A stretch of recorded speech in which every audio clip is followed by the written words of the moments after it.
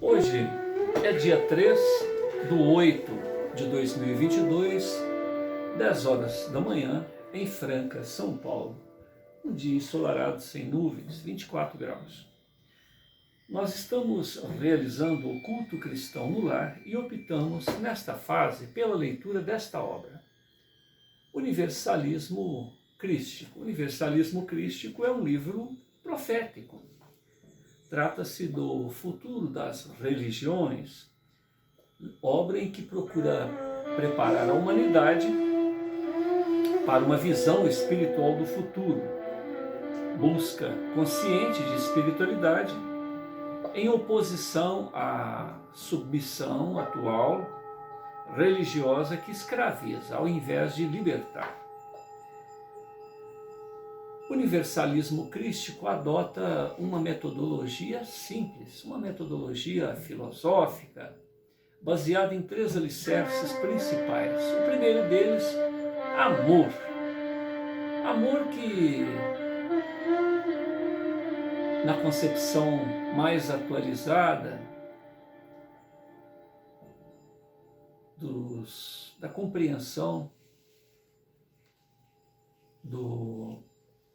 da visão quântica da vida, representa uma força cósmica, a qual eleva cada um de nós o nível vibracional e com isso saímos do status quo dessa terceira dimensão e já se adentra à quarta. Situação é essa em que nos permite realizar já em nós uma postura relacionada à própria paz, à lucidez de compreensão da vida, a compreensão em relação aos limites do próximo, um empoderamento natural, uma autoridade incita na pessoa que ama, que cria um clima ao qual as pessoas que não vivenciam este valor, embora não coloquem em si próprias a reflexão e a oportunidade de sentir de uma maneira mais segura a importância dessa realidade que há de ser a realidade de todos os filhos do Altíssimo. Jesus disse que ele não nasceu, não veio a este mundo, senão para dar testemunho da verdade. Qual é a verdade que se referiu Jesus? A consciência de que o Pai, ou seja, aquele que protege, que cuida, que provê, que ama, porque em outro momento, quando Jesus foi chamado de bom mestre, ele, mestre, sim, eu sou bom, só o Pai. Ou seja,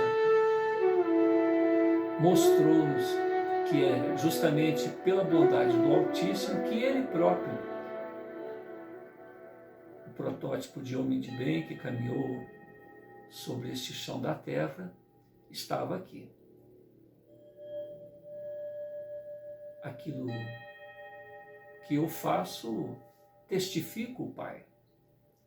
E o Pai me testifica através das obras. Aquilo que eu faço, podeis fazer, vós sois deuses, se o quiserdes.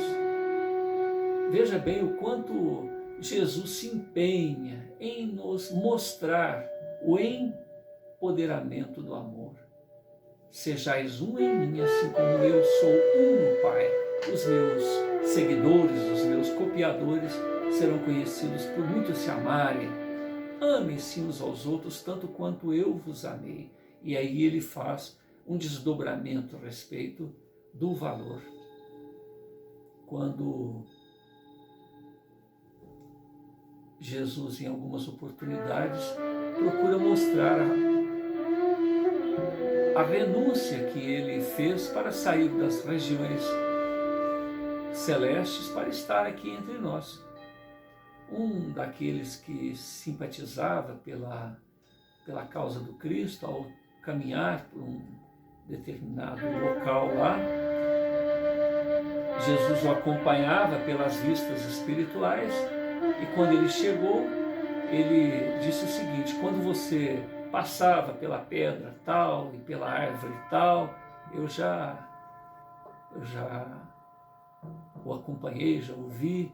Enfim, deu referências de que, muito embora Jesus não estivesse fisicamente naquele local, mas ele o acompanhava pelas vistas espirituais. E aí aquele seguidor, aquele simpatizante fica que começa a dar glórias ao Altíssimo por essa revelação, por essa surpresa de perceber que Jesus vê além dos olhos físicos e que o acompanha na intimidade e no caminhar junto ao dia a dia.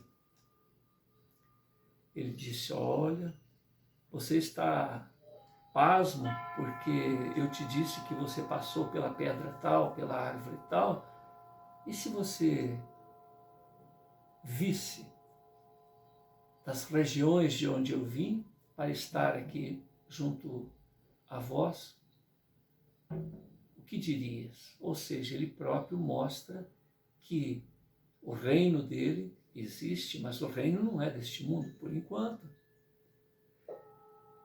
O universalismo crístico, então, referenda este verbo que se fez carne, caminhou entre nós e, desde aquela época, não o reconhecemos, não o compreendemos, e nos dias atuais, agosto de 2022, muitos de nós ainda estamos desinteressados. Nós estamos mais preocupados com a conta de luz, com a conta de água, com a prestação disso ou daquilo, em nos locupletarmos das melhores oportunidades, mesmo a prejuízo de terceiros. Enfim, ainda continuamos com uma visão superficial da vida, não entendendo que Jesus veio trazer a resposta para todas as nossas dificuldades.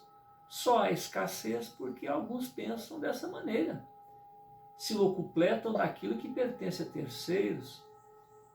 Quando o empregador paga misérias para seus funcionários, quando o governante se ocupa apenas de se locupletar em fazer as gambiarras no orçamento, entregando material, dizendo que colocou até mármore na casa das pessoas. Enfim, as indústrias farmacêuticas, muito longe, no sentido de descobrir a causa das doenças, ainda trabalham por mantê-las.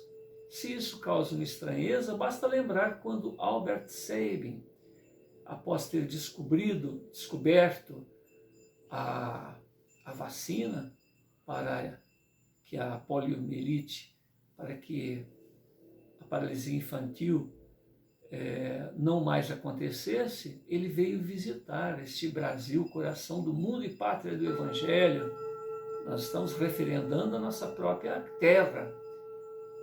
O povo brasileiro, o povo solidário, os médicos brasileiros fizeram piquete junto ao porto onde iria descer do navio Albert Sabin e impediram que ele descesse aqui no Brasil. Porque haviam interesses para que o comércio de cadeira de rodas, de recursos ortopédicos, continuasse, afinal de contas era um campo fértil. E aí você transfere esse problema para vários setores da vida. Nós temos já na tecnologia recursos como a utilização das energias livres e a própria mídia, a própria internet. Quando se fala nesses termos, já existe o computador que bloqueia. Quando se fala em soluções definitivas para doenças, existe toda um lobby farmacêutico para que isso não aconteça. Existem vários pesquisadores que descobriram recursos pelos quais se poderia eliminar boa parte das doenças. O próprio Bill Gates fala numa vacina, eu vou usar um termo meu, uma vacina geral, uma vacina universal, uma vacina na qual se consegue eliminar todas, entre aspas, as doenças. Bom, se já existe isso, por que não se usa? Né? Então, existe uma manutenção interesseira, no sentido de que, ao comprar um aparelho eletrônico, esse aparelho estrague, ele é preparado para que seja estragado por si só, daí alguns meses, mal dura aí 2 anos, você tem que comprar outro aparelho. Ele já é feito para ser... As pessoas que plantam, que tem... O Brasil tem uma fartura de alimentos por causa de preço. Hoje, por exemplo, 1 litro de leite está custando mais que a gasolina. Leite. Nós já tivemos tomate custando mais do que 2 litros de gasolina. Então, existe, só para abusar um pouquinho mais da bondade de vocês em ouvir esses apontamentos, eu vi na internet, na época em que surgiu as pessoas colocando no álcool, no hidrogel, a lavagem das mãos, né? a lavação das mãos como sendo o top, né? a pedra de Midas lá, para que a pedra filosofal, para que se não se contaminasse, as pessoas trocando tapas no supermercado para ter um vidrinho. O álcool gel, que hoje, um vidro de álcool, quanto que está? R$3, R$4, R$5? R$200 estava em oferta na internet. Um vidro de álcool, R$200. E as pessoas compravam. Veja bem a que ponto chega o ser humano na exploração da necessidade do outro. E isso em todos os setores. No setor da alimentação, para que o preço mantenha lá em cima, a pessoa joga fora leite, tomate, verduras de um modo geral. Joga fora. Nós estamos falando de alimento. Medicamentos, recursos diversos que chegam do Estado, comprados a preços superfaturados, com acordos entre quem entrega e o governante, que estão lá apodrecendo, estragando, perdendo a validade, livros didáticos abandonados. Então nós estamos justamente nessa situação, para não esticar muito, pela falta de humanidade. Porque muito embora a gente esteja se autodenominando criatura humana, procure no dicionário: humano é aquele que é capaz de se solidarizar. É aquele capaz de entender a situação do outro, que ele se coloque na situação do outro. E nós vemos que, muito embora tenhamos a astúcia ou tenhamos a sensibilidade para nomear as coisas, o adjetivo humanidade, dito o que nós acabamos de referendar anteriormente, no que estamos vivenciando essa realidade para que possamos ser ou ter o direito de ser chamados humanos. Estamos nos portando, muitas das vezes, à condição pior, inferior à dos próprios animais, que cuidam de sua prole durante o período que lhe compete. Então, o primeiro quesito, o primeiro alicerce do universalismo crístico é justamente rememorarmos as palavras de Jesus: amai-vos. amai-vos uns aos outros, amai ao outro tanto quanto você se ama, mas mais que isso, amai-vos como eu vos amei. Aí é um grande desafio, porque o amor de Jesus é o amor que esquece de si para que o outro tenha oportunidade. É tirar da própria boca para que o outro alimente. E isso ainda nós estamos longe. Se a gente puder pelo menos dividir o alimento, ou tirar da nossa sobra para dividir com o outro, mas tirar da própria boca para que o outro alimente, já é um grande desafio, e isso Jesus fez e vivenciou. Além do amor, aprender a ouvir, porque todos nós caminhamos por eras incontáveis. A nossa caminhada está muito além da nossa condição de seres seiscientes, pessoas que sabem, que têm consciência de que estão vivos e da própria individualidade, do próprio existir. Nós já tivemos passagens pelo reino dos elementais, pelo reino dos animais, pelo reino dos vegetais, pelo reino dos minerais, na condição de mônadas espirituais, embriões espirituais, nos acomodando à compreensão ao lidar com os elementos primeiros, com a intimidade dos fractais da matéria, das primeiras peças da composição da matéria, nós, seres imortais. E diante de toda essa caminhada, cada um de nós, uma vez que nos tornamos seiscientes, temos o livre-arbítrio.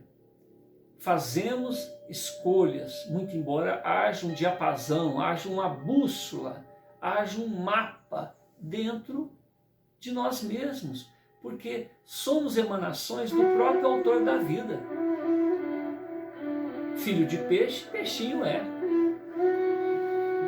Temos em nós a compreensão de todos os caminhos. O Pai ressona em nós assim como nós ressonamos no Pai. O todo está na parte, assim como a parte está no todo. Basta que testifiquemos o todo para que o todo nos testifique em todos os sentidos. Em todos os sentidos. A carência, a necessidade, o sofrimento, os embaraços são experiências. Nós podemos, bem ou mal, agirmos de acordo com justamente essa ressonância com o autor da vida. Podemos nos sair facilmente.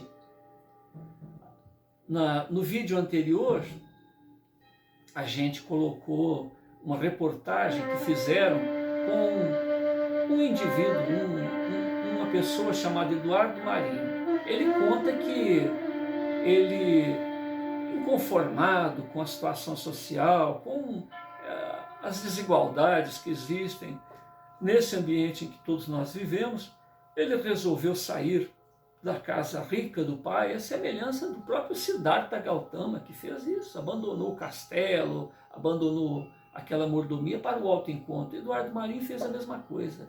Ele saiu para compreender as necessidades que pupulam ele, um menino rico, um menino abastado, tendo as melhores faculdades.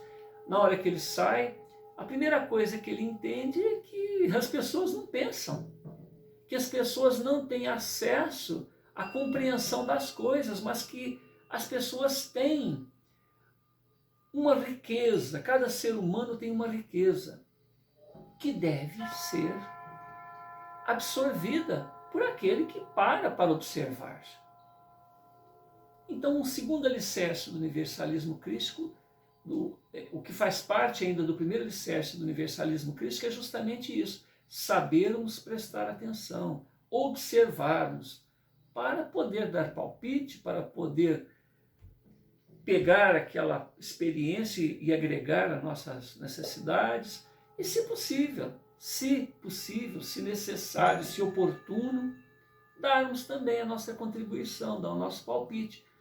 Mas ao sábio cabe primeiro ouvir, cabe apreender das experiências alheias. Ninguém é tão sabichão que tem todas as respostas. E ninguém é tão inoperante que não tem alguma coisa para barganhar em termos de lição de vida, em termos de experiências transadas.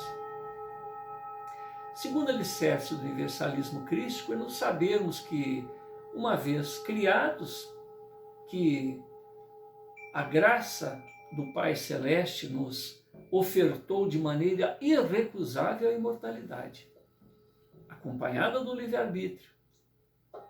Então, vivenciamos, conforme já dissemos, estágios antes de nos tornarmos seiscientes nos reinos mineral, vegetal, animal, elemental.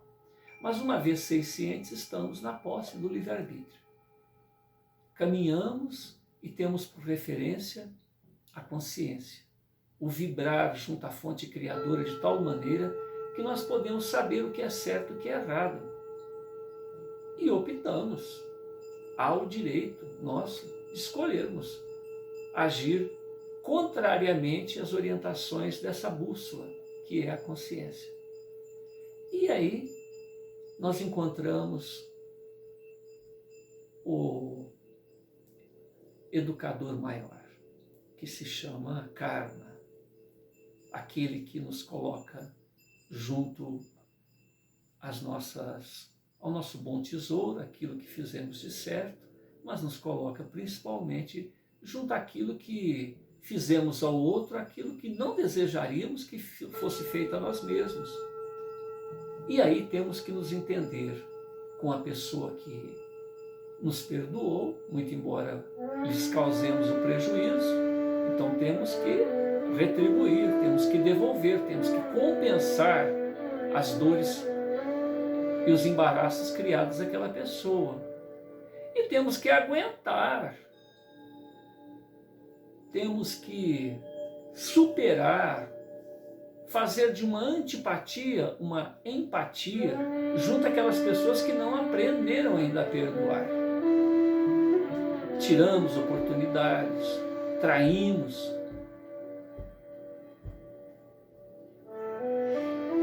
criamos embaraços os mais variados, justamente por não termos em nós ainda esta vivência, esta compreensão deste empoderamento que é o amor, referendado no primeiro alicerce, que é a informação trazida e vivenciada por Jesus, filho de José. Terceiro alicerce do universalismo crístico é justamente sabermos que, muito embora Jesus tenha vindo à Terra, tenha dito que se alguém quiser te tomar, entrega. Se alguém quiser te pedir emprestado, dê. Se alguém te der um tapa, te cuspir na face, ofereça outra. Olha a visão que ele nos dá para dizer que a justiça pertence ao Altíssimo, nada fica por acaso. Mas a você cabe esse exercício do amar incondicionalmente. Perdoar, deixar a vida seguir adiante, cuidando da própria vida e deixando a justiça cuidar daquele que nos prejudicou. E as pessoas que nós prejudicamos? Porque a gente sempre fica avaliando as pessoas que nos prejudicaram. Mas e aqueles que nós prejudicamos? A gente procura não dar muita atenção a isso. Tanto que existe um jargão, um refrão popular que diz: quem bateu esquece em quem bateu, mas quem apanhou não esquece de quem apanhou. Olha o quanto a gente procura amenizar os próprios erros, ignorar que errou, arrumar mil justificativas, chegando ao ponto de colocar a vítima como sendo responsável por aquela nossa agressão, por aquele nosso abuso, aquele nosso desrespeito. E a justiça, que há de agir em cada um de nós, não assim permite. Nós temos que nos reencontrar certamente em momento oportuno, em momento que estamos preparados para fazer diferente, para ter uma outra estratégia, de preferência acoplada, linkada nessa referência maior que é o amor. Quando nós descobrirmos isso, e aí nós vemos o quê? A figura dos políticos, dos médicos, dos médiuns, daquelas pessoas que estão ali para servir a comunidade, no mais das vezes, as pessoas que ele prejudicou.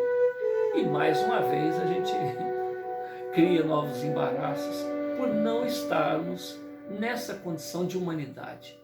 Aquele que é capaz de ser fraterno, que compreende a responsabilidade de fazer pelo outro tal qual desejaria que fosse feito a nós mesmos.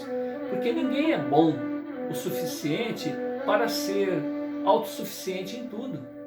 Nós necessitamos, a providência divina nos coloca na condição de humanidade sempre interdependente.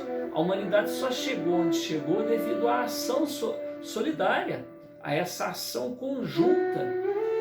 E nós precisamos então, principalmente agora, agosto de 2022, já vivenciando, já estando mergulhado numa nova fase vibracional do planeta, mundo de regeneração, o mundo de expiações e provas tendo ficado para trás, para que a gente continue aqui no solo do planeta, para que não sejamos convidados a habitar mundos primitivos, aonde nós, numa experiência mais difícil, teremos que aprender essas lições que temos regateado, que temos procrastinado, que temos deixado para depois, ignorado.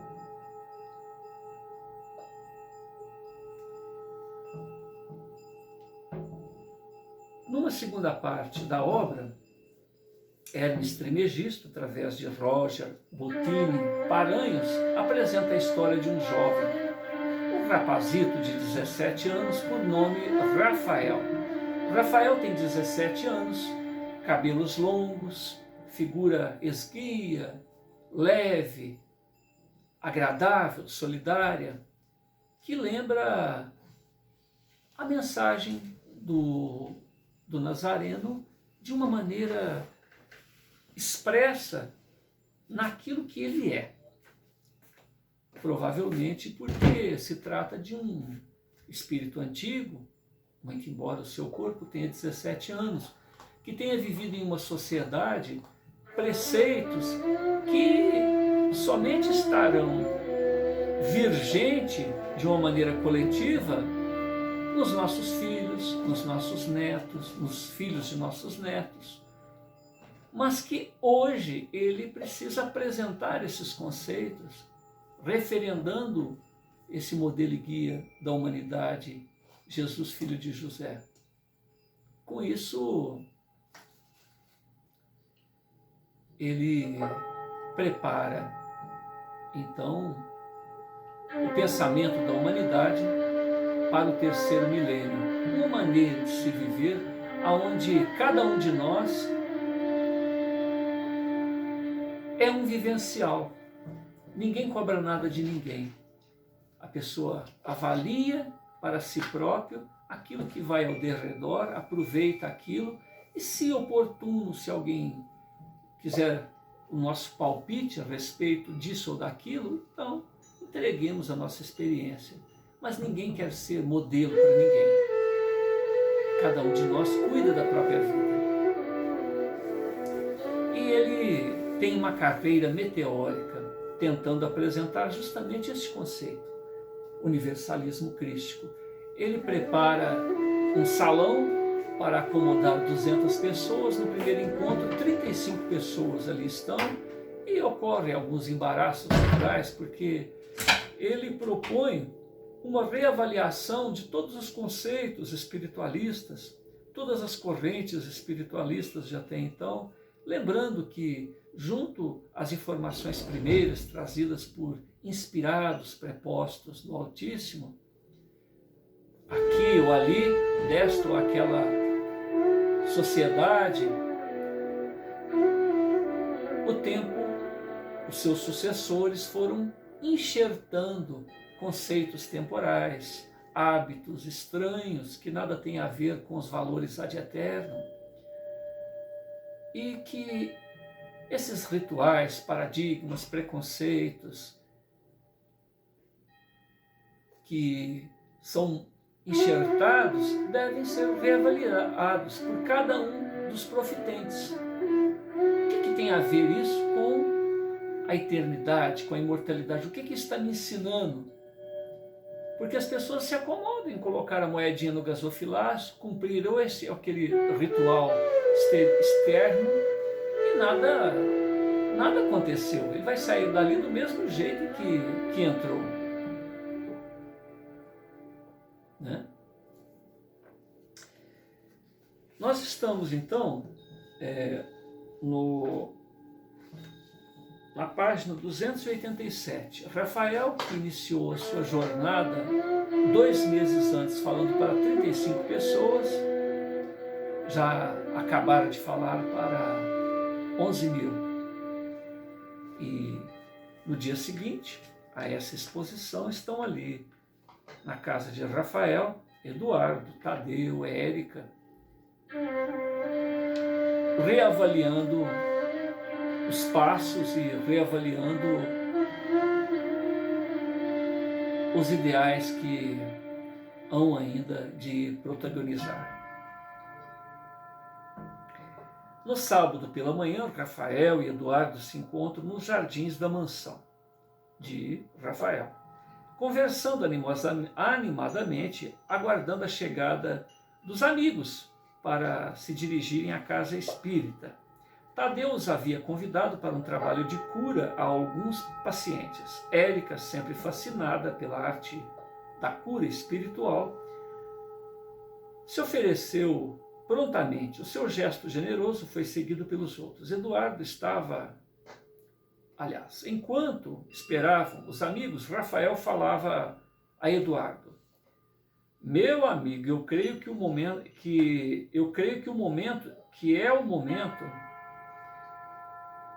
de falarmos aos líderes religiosos de nossa cidade. Aquilo que você tentou organizar com empenho em nossa primeira reunião e não obteve êxito, agora se realizará. Então é Eduardo falando para Rafael. Depois de falarmos para 11 mil pessoas, não há como eles negarem a revolução espiritual a que estamos propondo. Terão que se manifestar. Uma vez que nesta última reunião para 11 mil pessoas, o caso se tornou notório.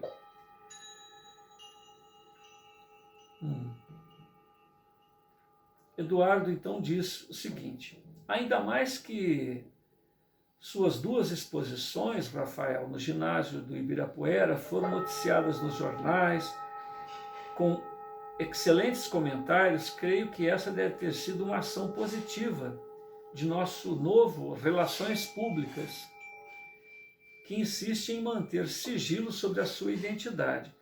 Isso aqui é porque na penúltima reunião, quando eles estavam falando naquele salão para 200 pessoas e mais de 300 pessoas, umas 350 pessoas, estavam ali espremidas, igual lata de sardinha, para ouvir a palavra de Rafael, esse senhor teve um insight, sabe? Mudou tanto a vida dele, que ele ofereceu o ginásio do Ibirapuera para que Rafael tivesse um público maior, uma comodidade maior para seus ouvintes. Naquele primeiro momento, 5 mil pessoas. Uma semana depois, aliás, um tanto mais que 5 mil pessoas. E no segundo momento, o estádio preparado para 11 mil pessoas estava lotado. E aí está novamente esse novo upgrade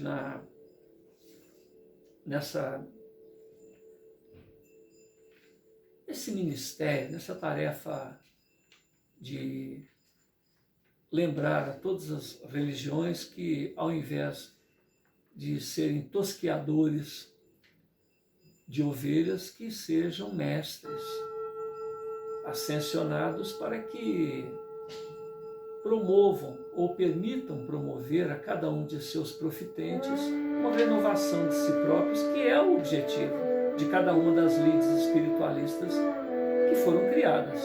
O resto tudo é enxerto, é a sujidade da temporariedade enxertadas em valores eternos, valores que valeram sempre e valerão sempre.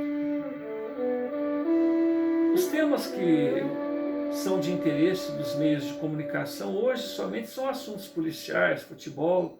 Alguns cumprem,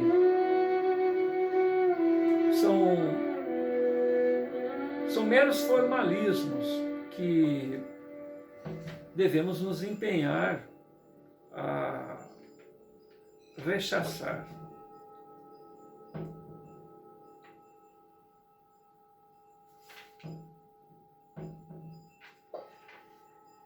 Que a mídia só se interessa por um tema quando ele se torna alarmante, fantástico ou pagando, falando-se as maiores frivolidades a preço de ouro.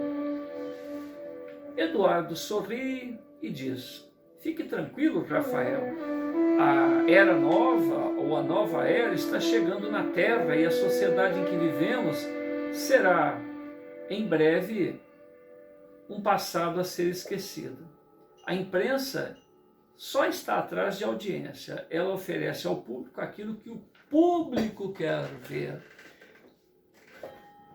Então, onde está focado o interesse público para que a mídia esteja tão vibracionalmente baixa, para atender esses anseios por interesses financeiros.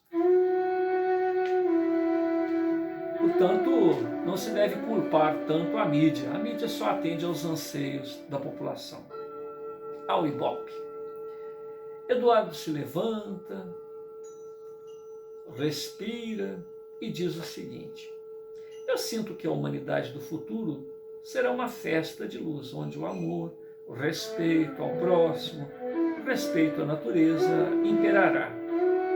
A ignorância e os vícios serão cada vez mais remotos, cruzaremos pelas ruas com pessoas em um semblante de paz, de harmonia, de idealismo, de esperança.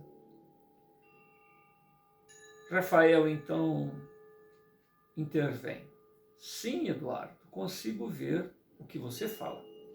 Não haverá guerras, o homem naturalmente se pacificará, haverá um fim da ganância, da mesquinhez, do ódio, da violência, e o nosso mundo progredirá em todas as áreas, como nunca ocorreu na história da humanidade. Será um novo nascimento, mas nada comparado ao que ocorreu na Idade Média. Será algo inimaginável. Eduardo medita e diz: sim, para o homem comum isso pode parecer um absurdo e inviável. Mas quem tem consciência deste processo inevitável, inadiável de transição que estamos vivenciando, se percebe, se antevê esta realidade muito natural. Em breve, os eleitos, aqueles que vibram, que ressonam com os novos tempos, mudarão completamente este triste cenário em que vivemos. Em poucas décadas, a humanidade se converterá em luz. Tenho grande fé nisto, Rafael. Mal ele terminou suas colocações, os pássaros no jardim começaram a cantar, fazer uma festa toda inovadora.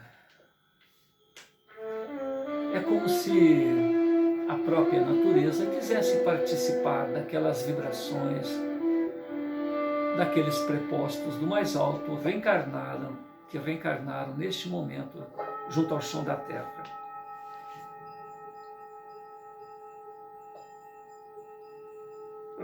O Eduardo, então, olha para aquela festa da natureza e fala: Rafael, o que está acontecendo? Parece que há uma festa da natureza junto a nós. Rafael cruza os braços, se joga sobre a cadeira, como a perceber vibrações maiores, mais sutis, e comenta: Eduardo, Érica está chegando. Veja como reage a natureza. Que honra tê-la junto a nós outros. Que paz, que dádiva, que graça em participarmos da presença de pessoa tão especial que a própria natureza sinaliza a sua chegada. Eduardo ouve aquelas palavras do amigo, lembra que Érica é namorada dele e faz algumas conjecturas relacionando aquelas palavras ao amor natural entre duas pessoas, entre uma pessoa apaixonada que endeusa a outra.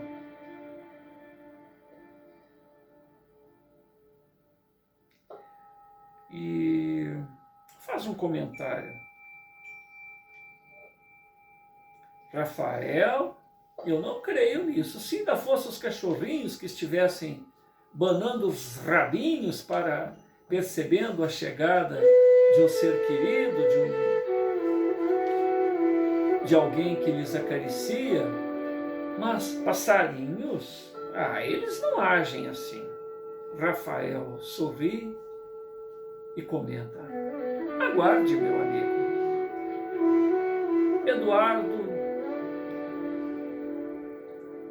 passa a mão no queixo, uma barbinha rala, como a pensar consigo próprio: se você está dizendo, vamos ver.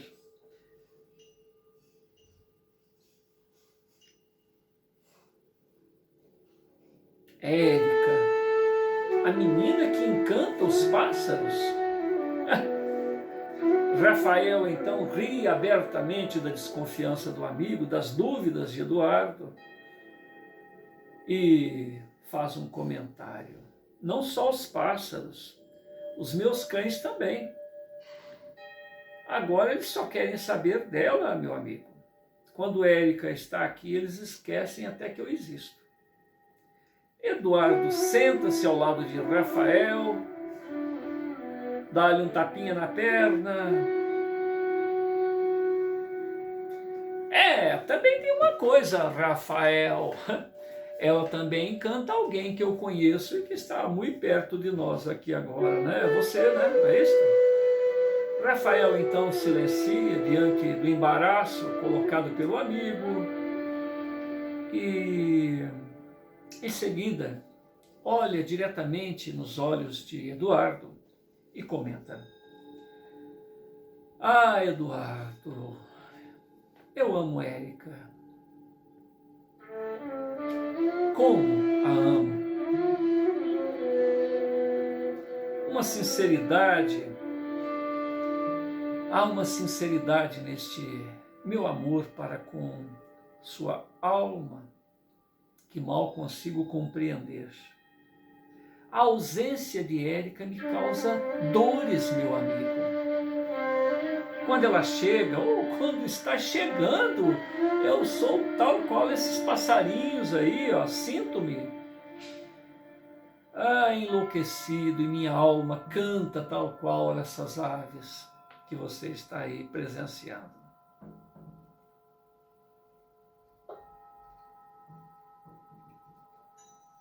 É um cantar que ressona com o encantar da presença de Érica. Uma felicidade adorável, ressonante com os doces eflúvios que emana dos corações dela. Nunca em minha vida imaginei que fosse encontrar alguém tão especial, ainda mais neste momento tão importante quanto o caminhar desta minha tarefa. Preciso muito do apoio dela, Eduardo. Eduardo toca forte no ombro de Rafael. Eu fico feliz por vocês, Rafael. Amor assim é raro. Hoje em dia, só vemos entre pessoas de nossa idade relacionamentos efêmeros, superficiais. Cada um dá aquilo do que sua alma está repleta, certamente. Superficiais, relacionamentos superficiais. Vocês dois possuem uma luz intensa. Haverá de lapidar ainda mais, para que irradiem juntos aquele amor maior, para que ressonem junto a nós outros em humanidade. Com o passar dos anos, a união de vocês se tornará um foco de luz a realizar maravilhas em nosso mundo. Parece até que já estou vendo isto, Rafael. Sinto-me feliz por ter o privilégio de ter amigos como você e Érica, tão especiais. E que Deus me abençoe no futuro com uma companheira tão maravilhosa quanto Érica tem sido para você, meu amigo. Certamente você tem seus méritos de ter uma pessoa tão especial como Érica. Rafael, então, tem os olhos marejados pela sinceridade de Eduardo. E, com uma voz um tanto emotiva, diz o seguinte: Rafael, você encontrará. E faço das suas as minhas palavras. Você merece alguém especial. Porque você é muito especial, Eduardo. Em breve estará a seu lado um raio de sol que iluminará a sua vida, inspirando você, apoiando e ombro a ombro, alçando novos páramos da evolução a que todos estamos destinados. Caminhamos todos juntos rumo a um mundo novo.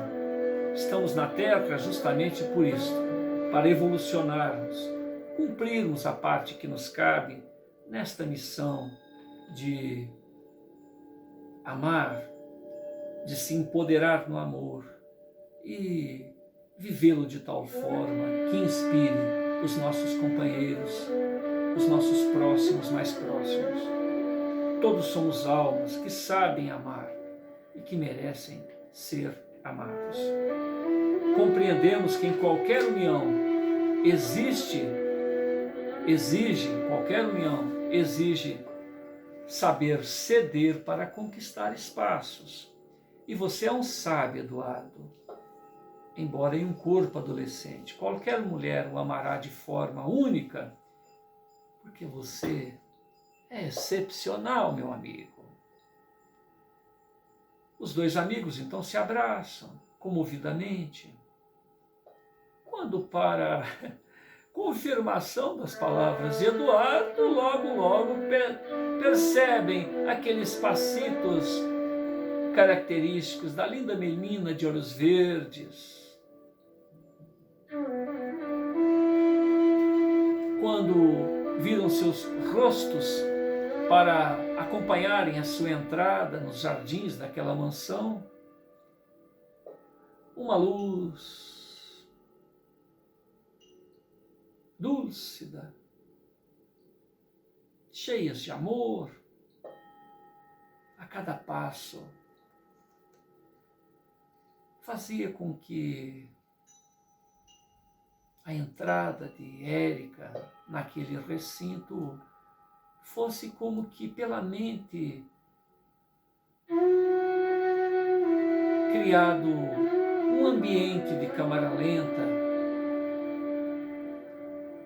e acompanhavam aquela postura especial, nobre, dúlcida, até ela se achegar a eles e cumprimentá-los.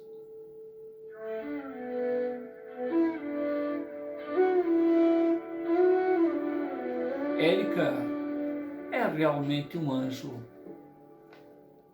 naquele corpo de 16 anos. Um vestido branco, sandálias simples, tal qual uma sacerdotisa celta. Ela não precisava ostentar belezas, nem necessitava de adornos. Era a própria personificação do belo neste chão da terra. Os cães de Rafael logo correm até Érica para prestar-lhes o seu júbilo, tais quais crianças sedentas daquele néctar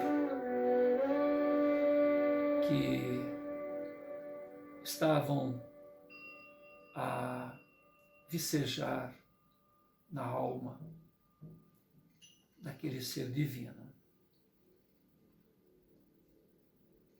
Era uma adorável princesa dos céus que descia à terra para engrandecê-la, para iluminá-la, para mostrar que vale a pena crescer e evolucionar-se para ascender a uma condição tal qual a dela. Enquanto isso, os pássaros, os cães demonstram esta mesma reação de afeto intraduzível. A cada movimento daquele anjo, sua graça,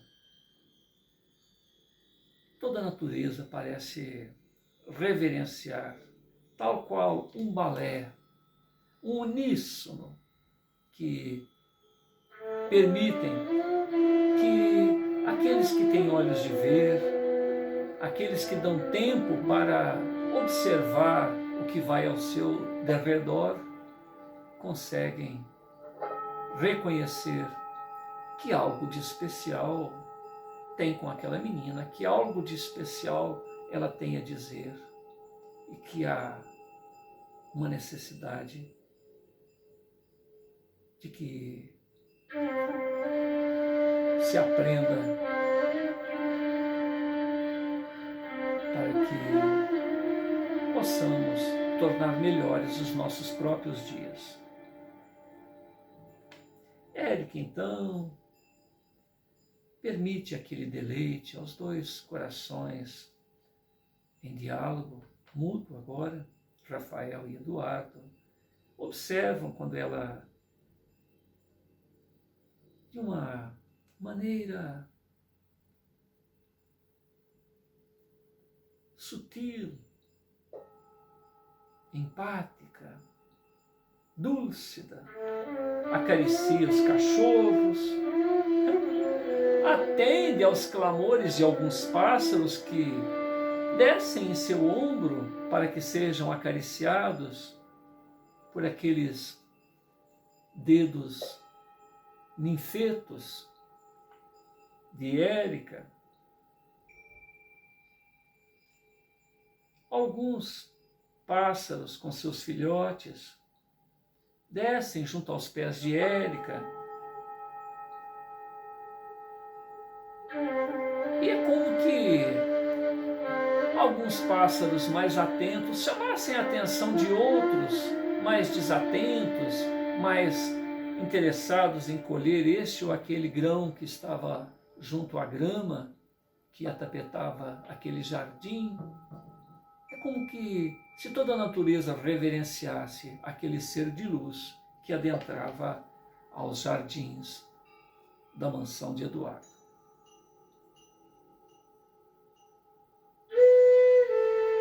Por mais incrível que pareça, os cães não causavam risco à integridade física dos pássaros. Todos estavam ali, parecia até a passagem em que Jesus chega junto àquela cesta de vime, aquele coxo que dava oportunidade ao alimento e ao refazimento da sede dos animais, junto àquela estrebaria, quando os anjos anunciavam a chegada, glória a Deus nas alturas, paz na terra aos homens, desceu dos céus o enviado celeste. Lembravam mais aquela figura natalina, a chegada de Érica junto à casa de Rafael. Rafael não se contém e nem aguarda a chegada de Érica junto à sua pessoa. Ele corre, vai ao encontro dos braços e ao ósculo, ao beijo de sua amada. Oh, que alegria, que felicidade! Lágrimas incontidas descem do rosto do casal. Eduardo então percebe o contato entre os lábios de Érica e Rafael. Luzes espargem daquele ósculo, tal qual aconteceu com Rafael naquele dia em que encontraram meditando sob o quiosque junto à piscina e tal qual um abajur a espargir uma luz violácea, índigo, de seu peito, e a princípio imaginavam que fosse alguma ilusão óptica, mas não, aquilo saía do coração de Rafael. E agora, ao ver Rafael e Érica se beijando, uma luz de mesmo tom, de mesmo teor, de mesma origem, sai da região do encontro entre os lábios. Que bênção! Que oportunidade de ver duas almas instadas, duas almas antigas naquele corpo jovem e cheias de valor, de empoderamento do amor, dando a perceber a seus amigos o quanto é bom ser bom, o quanto é bom evolucionar e se empenhar em uma tarefa em nome do Altíssimo, junto a este chão da terra. Naquele instante, lembrando ainda a figura da pomba rodando a cabeça de Jesus junto ao Jordão,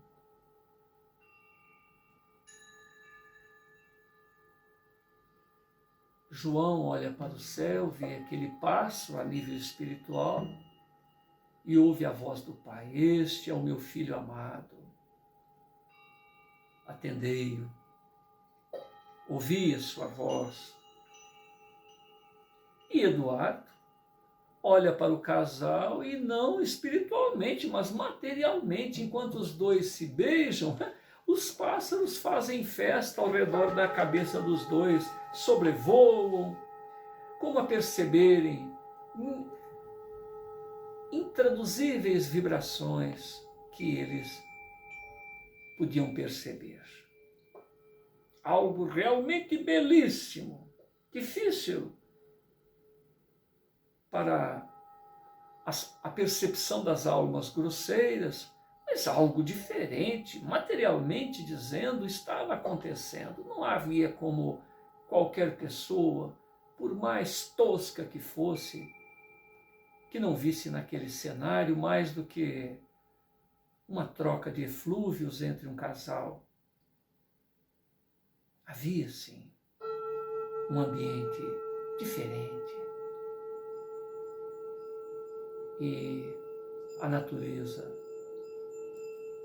e a autoridade moral dos dois seres em pauta se fazia impor perante aqueles que presenciavam a cena. Então havia este festival de luzes, cores e a manifestação do céu na terra. Eduardo ficou a imaginar o que não estaria reservado durante a permanência deste casal no chão da terra, as tarefas que se faziam protagonistas, o quanto foi investido para que aquele nobre casal estivesse junto a eles nesta era de transição planetária. Então Rafael resolve se recolher à própria insignificância. Senta-se discretamente e deixa que os dois amantes aproveitem aquela maravilhosa troca de energias. E todos percebem, desta maneira, nesta discrição, intenso amor.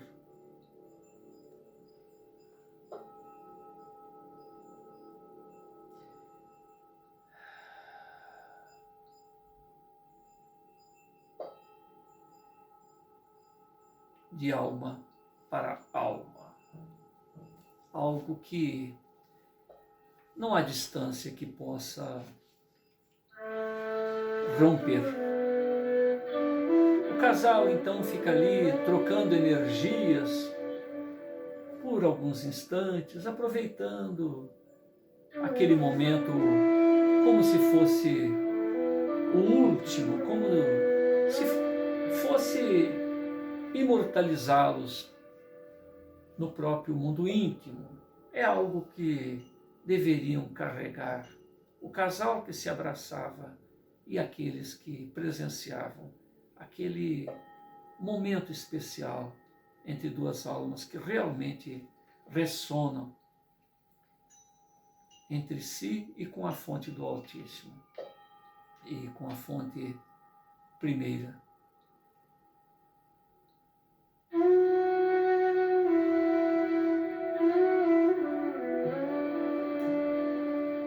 Rafael e Érica flutuam alguns centímetros do solo. E só quem estivesse muito próximo ou muito atento para perceber isto.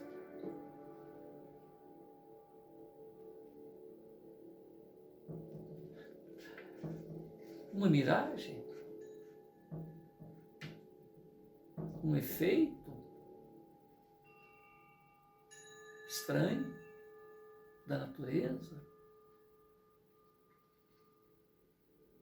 Seja como for, não se saberia responder.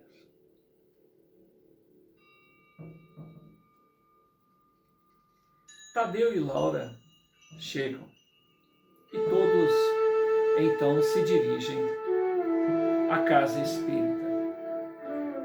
Nós estamos à página 291 e vamos continuar a leitura deste capítulo no próximo encontro.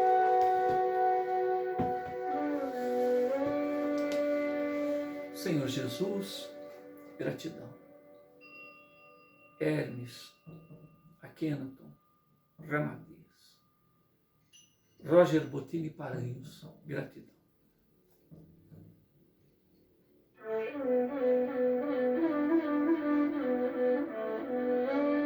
Rogamos que, junto a este nosso esforço, essa oportunidade de ter em mãos esta obra profética de Hermes, a mostrar a presença de seres maduros, de espíritos que vêm à Terra não para ter as dificuldades, os embaraços, o apequenamento de nós outros, mas que vêm mostrar como a vida é e como deve ser vivida.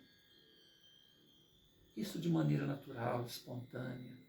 Simplesmente vivem e o seu viver é passível de nosso espelhamento. Então, gratidão. Hermes Trismegisto, que nos deixou obras que nos mostram o caminho do existir.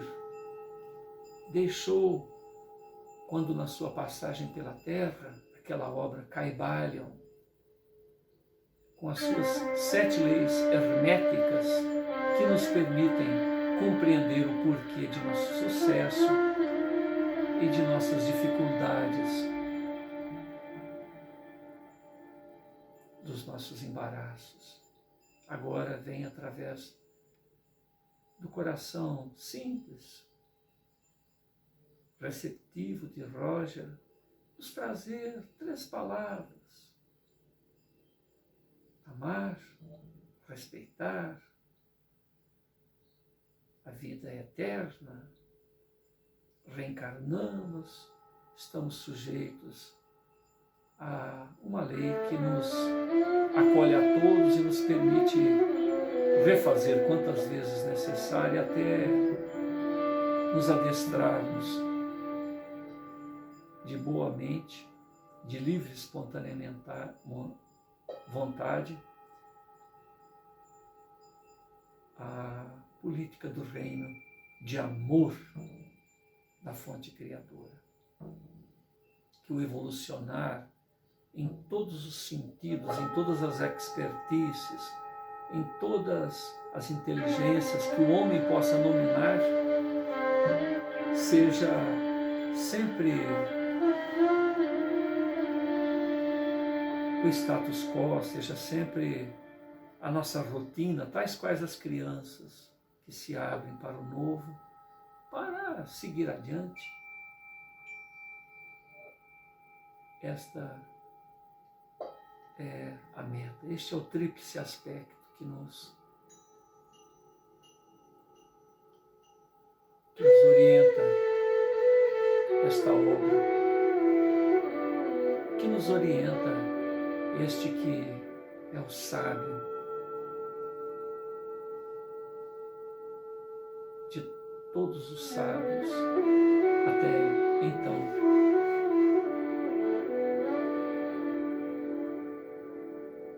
Gratidão, Hermes. Gratidão, Jesus. Gratidão a esses irmãos maiores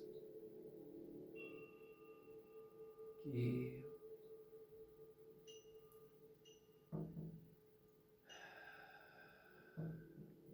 poderiam estar em qualquer ponto do universo, porque desde a Atlântida, desde eras imemoráveis já estão ascensionados e aí estão a nos acolher, a atender as nossas dores,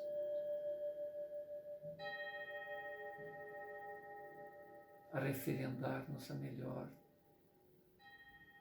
direção. Humildemente escondendo as suas luzes, o seu saber, para adaptar aos nossos corações, da maneira mais simples possível. O caminho é este. Ame, ame meus filhos. Siga adiante, amando. No amor estão todas as perguntas, no amor estão todas as respostas. No amor está o alimento, está a água que nos tira a sede, que nos tira a fome, que nos mostra o caminho, que já nos gratifica. Quem ama não aguarda recompensas, porque no próprio amor, no ato do amor, já tem a paga.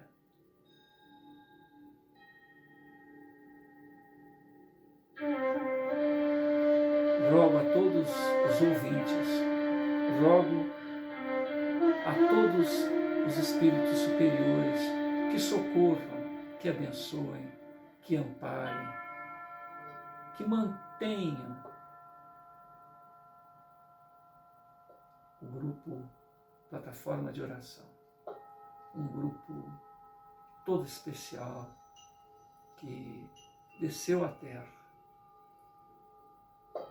e que precisa muito de corações que ressonem com eles, para que realmente, a semelhança do que acontece nessa história, porque eu acredito até que esse livro seja profético, porque justamente fala a respeito deste grupo, principalmente na pessoa de Pedro Augusto, um espírito maduro que desceu à Terra para nos lembrar das nossas promessas, dos nossos compromissos antes de nos encarnarmos, e ao mesmo tempo que todos temos os nossos embaraços aqui na Terra e que, sujeitos à ilusão, quando chamados a essa tarefa que nos propomos, que devemos ser o sim, sim e nunca o não, não, porque estar em cima do muro e não decidir é dizer também não. Eu particularmente digo sim, quero me empenhar nesta tarefa de vibrar junto ao amor, somar com esses esforços da espiritualidade maior, por gratidão, por necessidade existencial, por compreender que não há outro caminho, caminho justo, caminho agradável, caminho suave,